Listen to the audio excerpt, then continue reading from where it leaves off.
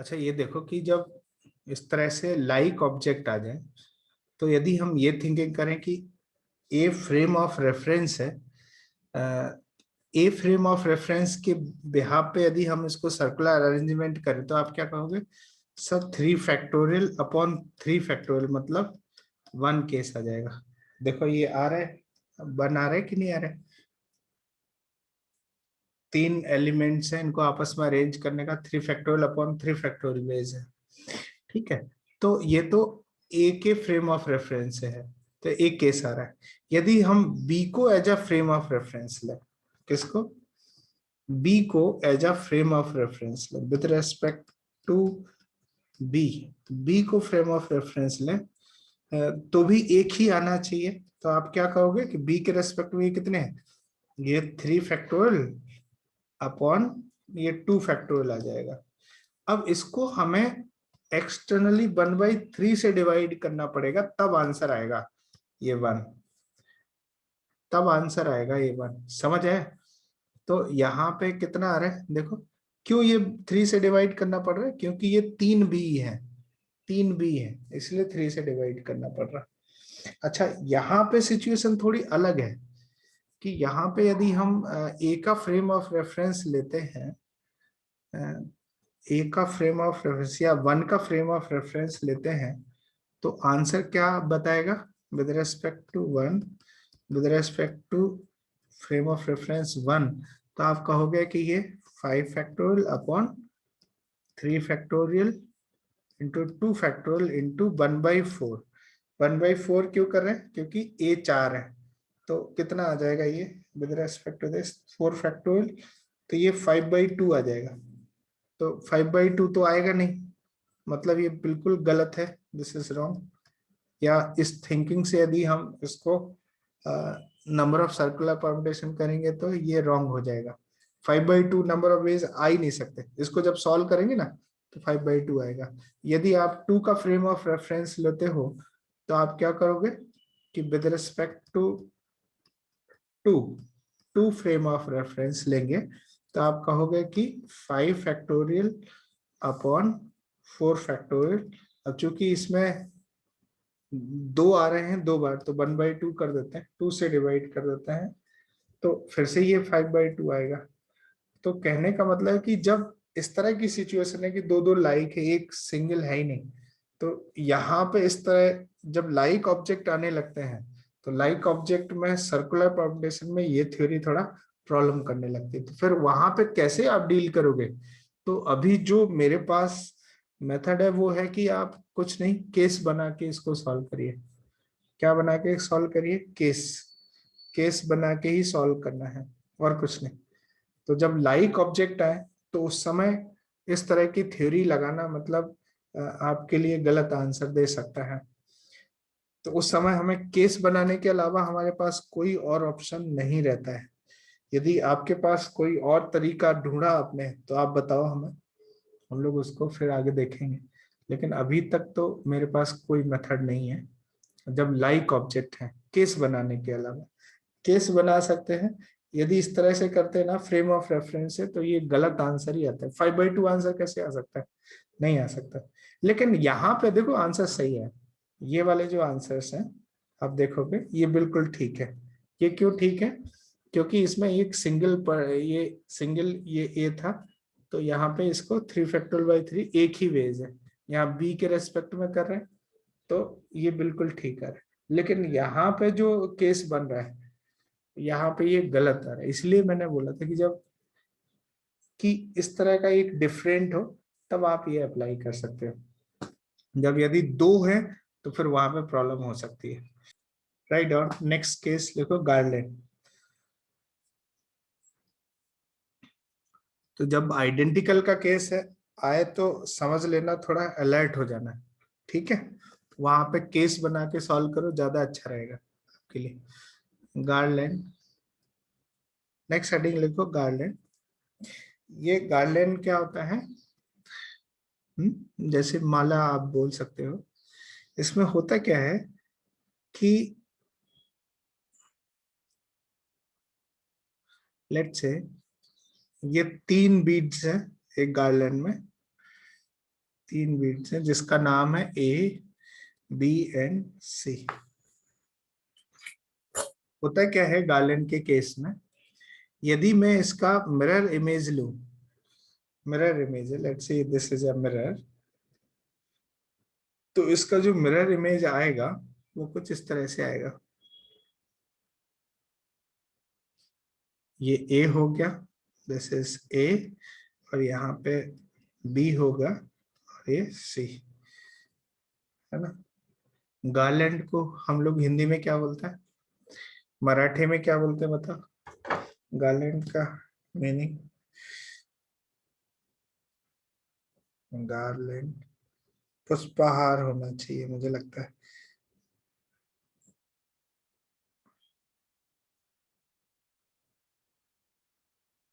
Garland meaning in Hindi माला, गजरा गले में, हाँ माला, माला होता है।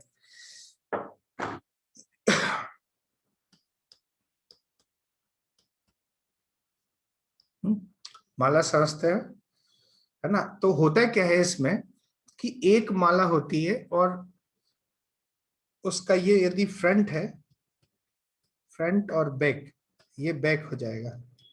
देखो, यदि ये फ्रंट है तो बैक साइड इसकी ये होगी।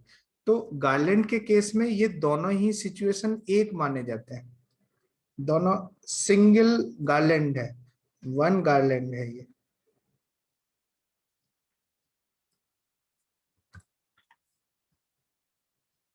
समझ आया, ये यदि फ्रंट है तो और ये बैक होता है।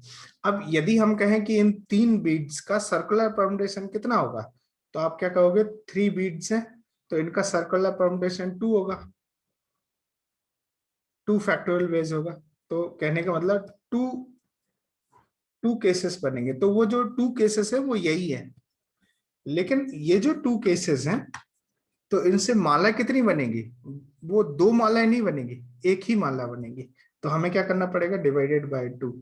तो नंबर ऑफ गार्लैंड कितने हो जाएंगे, नंबर्स ऑफ गार्लैंड, गार्लैंड कितने हो जाएंगे, 2 factorial divided by 2, that is 1।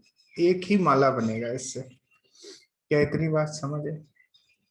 ऐसा क्यों होता है, क्योंकि जब हम इस तरह से करते हैं n-1 फैक्टोरियल में फ्रंट और बैक, यदि ये केस है फ्रंट और बैक, हर एक सिचुएशन का फ्रंट और बैक काउंटेड है इस इन n-1 फैक्टोरियल वेज में। तो हमें करना क्या होता है कि अपने पास यदि n बीट्स है, नंबर ऑफ गार्लैंड्स, तो यहाँ पर नंबर ऑफ गार्लैंड्स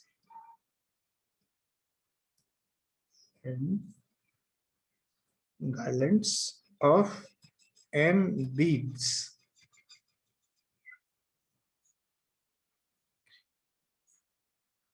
तो कितना हो जाएगा, देखो आप कहोगे n बीड्स को n-1 फैक्टोरियल वेज में सर्कुलर परम्यूटेशन करेंगे, लेकिन होगा क्या, इसमें फ्रंट और बैक हर एक का एज सेपरेट एंटिटी काउंट हुआ है।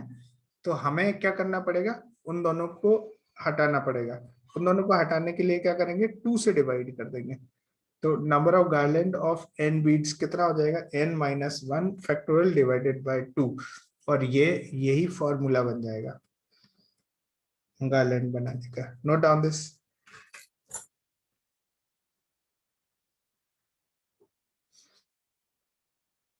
नोट करो फटाफट।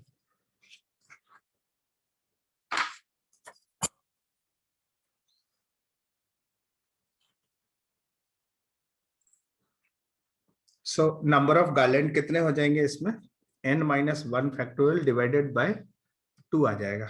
एक क्वेश्चन लिखो, राइट डाउन। क्वेश्चन है,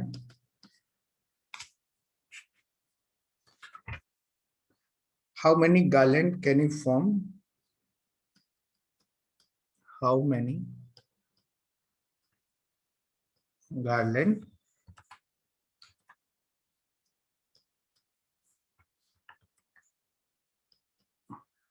land can you can form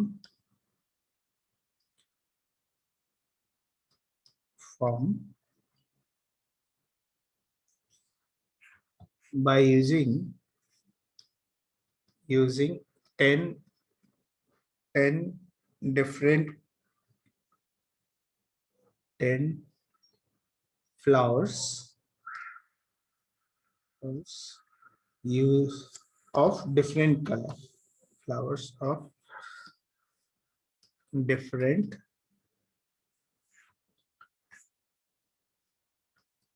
colors।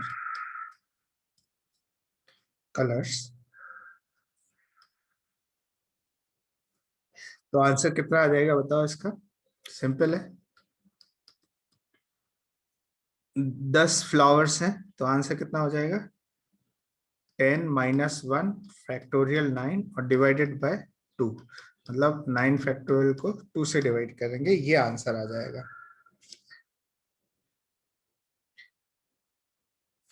Next question है, राइट? और नेक्स्ट क्वेश्चन लिखो, नेक्स्ट क्वेश्चन लिखो।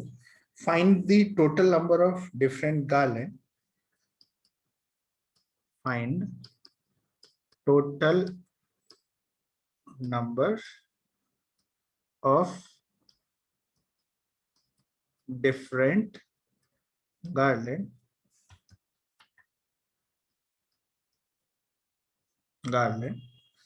formed by using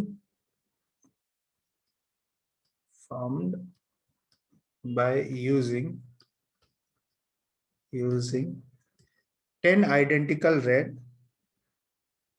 by using 10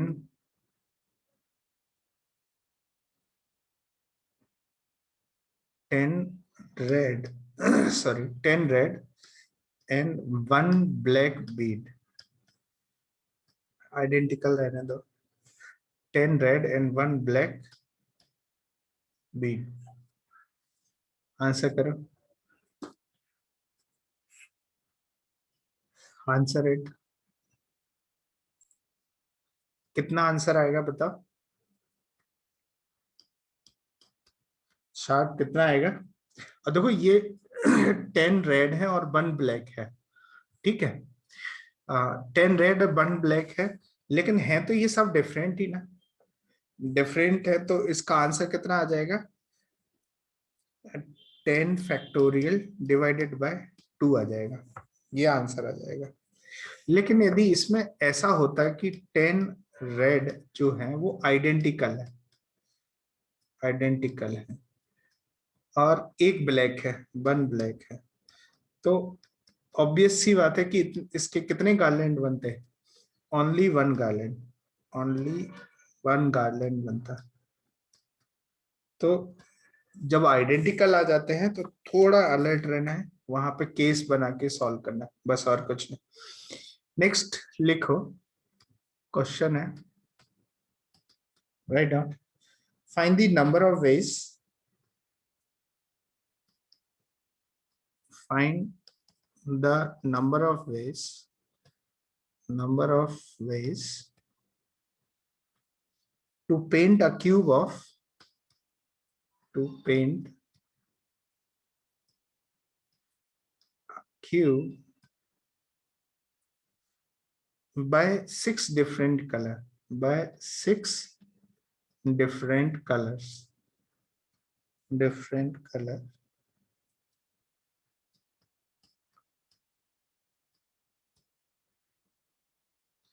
if no two face are of same colour, या सब डिफरेंट बोल दिए तो यही आंसर है। Find the number of ways to paint a cube by 6 different colours. Answer करो, आंसर दिस क्वेश्चन। देखो अब ये थोड़ा केस अलग है, इसको किस तरह से सॉल्व करेंगे, है ना? कि let's say there are 6 faces of a cube, ये क्यूब है,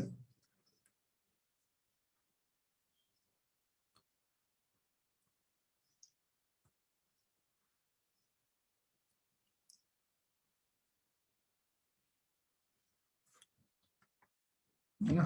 कोशिश करते हैं इसको समझने की कि कैसे इसको सॉल्व करेंगे इस क्वेश्चन को। तो there are 6 different colours, let's say C1 colour हो गया, C2 कलर हो गया, C3 color number 4, color number 5 and color number 6. There are 6 colors. तो सबसे पहले क्या करेंगे, जो पहला कलर है वो किसी भी फेस पे पुट कर दीजिए, किसी भी फेस पे पुट करेंगे उसका तरीका एक ही होगा। लेट्स से यहाँ पे अपर फेस पे ये कलर पुट कर दिया, C1 इधर चला गया, ठीक है। तो इसको प्लेस करने का तरीका एक ही होगा, 6 नहीं होंगे। क्या आप कहोगे कि 6 चॉइसेस हैं कलर C1 के लिए? 6 चॉइसेस है ही नहीं, क्योंकि वो क्यूब है, हर एक फेस एक जैसा है, तो एक वे होगा। फिर क्या करेंगे, इस C1 फेस के रेस्पेक्ट में इसका बॉटम वाला जो फेस है, बॉटम वाला फेस है, लेट्स से यहां पे मैं बना देता हूं, बॉटम को कितने वेज से पुटअप कर सकते हैं। देखो अब C1 कलर आपने फिल कर दिया अपर फेस पे, तो इसके रेस्पेक्ट में यहाँ पे कितनी चॉइस होंगी, 5, कि इन 5 कलर्स में से कुछ भी एक आ जाए। तो बॉटम फेस पे अब 5 चॉइसेस हैं कलर करने की, कलर फिल करने की। सो लेट्स से यहाँ पे अब आपने ये जो है इसका अपर फेस किया, तो ये बॉटम को भी कलर कर दिया। तो अभी अपर और बॉटम ये पुटअप करने के 5 वेज हैं, ठीक है। अब जो तीसरा कलर आएगा, लेट्स से आपने ये 2 कलर यूज कर लिए, अब जो तीसरा कलर आएगा उसको पुटअप करने का एक ही वे होगा, साइड फेसेस पे। क्यों?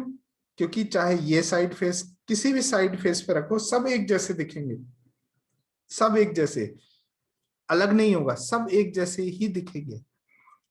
तो जो तीसरा कलर है उसको साइड फेस पे रखने का एक वे है, लेट से यहां पे आ गया, इनटू फिर क्या करेंगे, अब जो रिमेनिंग 3 है किसी एक का फ्रेम ऑफ रेफरेंस लेंगे। जैसे मैंने लेट से ये साइड फेस कलर कर दिया, अब इसके रेस्पेक्ट में इन तीनों का अरेंजमेंट कितने तरह से हो सकता है, 3 फैक्टोरियल वेज। तो कितना हो गया ये, 30 केसेस है, 30 आंसर। तो इसका आंसर कितना हो जाएगा, 30। There are 30 ways to paint a cube using 6 different colors. क्या इतनी बात समझ है? Is this clear to you? Next question लिखो, एक और क्वेश्चन है, ये थोड़ा प्रीवियस थ्योरी से है जो हम लोगों ने उस समय नहीं किया था, अभी कर लेते हैं। राइट डाउन, क्वेश्चन लिखो, find the numbers of non-negative integral solutions of the inequation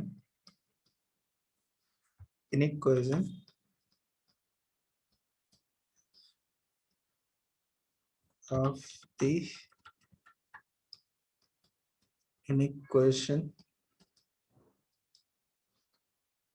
x plus y plus z less than और इक्वल टू 10। आंसर करो, सोचो इसके बारे में थोड़ा कि कैसे सॉल्व करेंगे इस तरह के क्वेश्चन को। Number of non negative integral solution चाहिए, आंसर इट।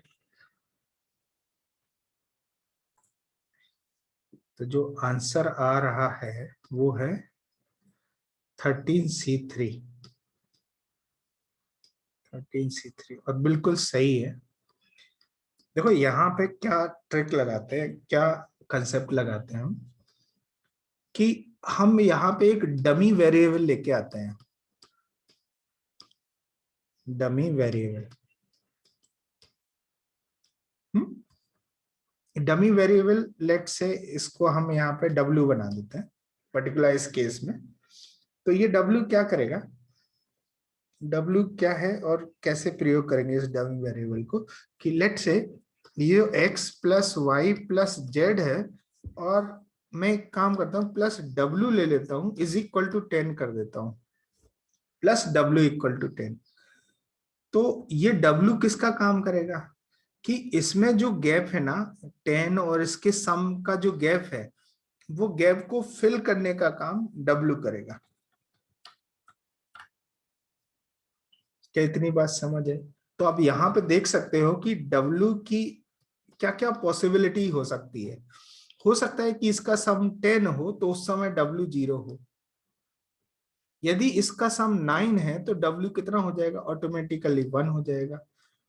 फिर ऐसे ही W2 हो जाएगा एंड सो ऑन, इस तरह से होता रहेगा।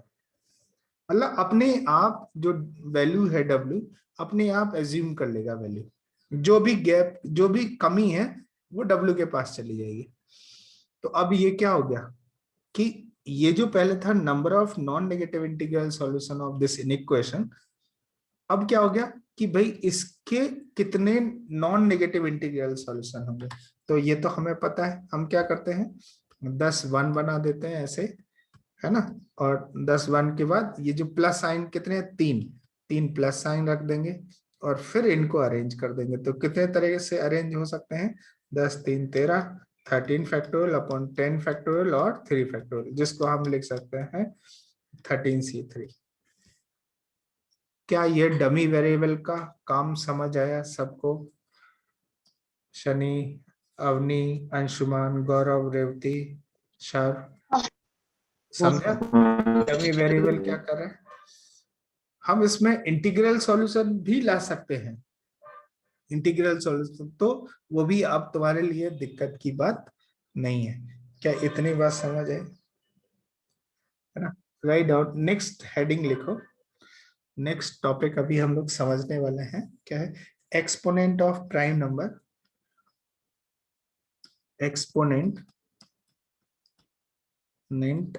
Of prime number, prime number मतलब इन n फैक्टोरियल। इसको समझिए, ये टॉपिक पढ़ने वाले हैं, ठीक है। इसका क्या मतलब है समझते हैं थोड़ी देर में। जैसे कहने का मतलब है कि मैंने 5 फैक्टोरियल लिख दिया, है ना। तो 5 फैक्टोरियल को कैसे लिखेंगे? 5 इंटू 4 इंटू 3 इंटू 2 इंटू 1। तो इसके प्राइम फैक्टराइजेशन कर देते हैं तो क्या मिलेगा? 5 इंटू 4 को लिख सकते हैं 2 स्क्वायर इंटू 3 इंटू 2। तो ये हो गया 5 into 3 into 2 to the power 3 हो जाएगा, ठीक है। तो ये 5 फैक्टोरियल है। तो यहाँ पे जो हेडिंग है उसको समझने की कोशिश करते हैं, ये क्या बोल रहा है? Exponent of prime number in n factorial. जैसे 5 फैक्टोरियल है तो पूछा जाएगा प्राइम नंबर कौन कौन है इसमें बताओ? 5 3 2। तो इनके एक्सपोनेंट्स हैं। तो बताओ 5 फैक्टोरियल में प्राइम नंबर 5 का एक्सपोनेंट कितना है? 1। ऐसे ही 5 फैक्टोरियल में प्राइम नंबर 3 का एक्सपोनेंट कितना है? 1। या फिर ऐसे सोचो 5 फैक्टोरियल में प्राइम नंबर 2 का एक्सपोनेंट कितना है? 3। तो ऐसे हमें देखना है। अब यहाँ पे हम आपसे क्वेश्चन करें कि बताओ 100 फैक्टोरियल में प्राइम नंबर 3 का एक्सपोनेंट कितना होगा या 2 का एक्सपोनेंट कितना होगा? तो होगा ना, कुछ तो होगा। देखो 2 की पावर कुछ अल्फा 1 हो गया, 3 की पावर अल्फा 2, 5 की पावर अल्फा 3, ऐसे और प्राइम नंबर्स होंगे। तो किसी भी प्राइम नंबर का एक्सपोनेंट पूछा जा सकता है। तो पूछा जा सकता है कि अल्फा 1 की वैल्यू बताओ, अल्फा 2 की, अल्फा 3 की। तो इनकी वैल्यू कैसे निकालते हैं इस टॉपिक में हमें सीखना है, ठीक है। अच्छा, इस टॉपिक को सीखने से पहले हमें थोड़ा एक और फंक्शन के बारे में सीखना है और वो है greatest integer function. Greatest integer function.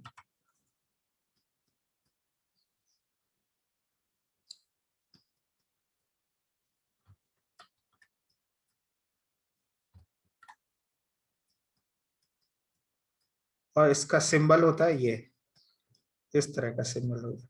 Short में इसको बोलते हैं GIF, शॉर्ट फॉर्म है इसका, है ना, ग्रेटेस्ट इंटीजर फंक्शन। तो सीखते हैं इसको, इसका क्या मतलब है।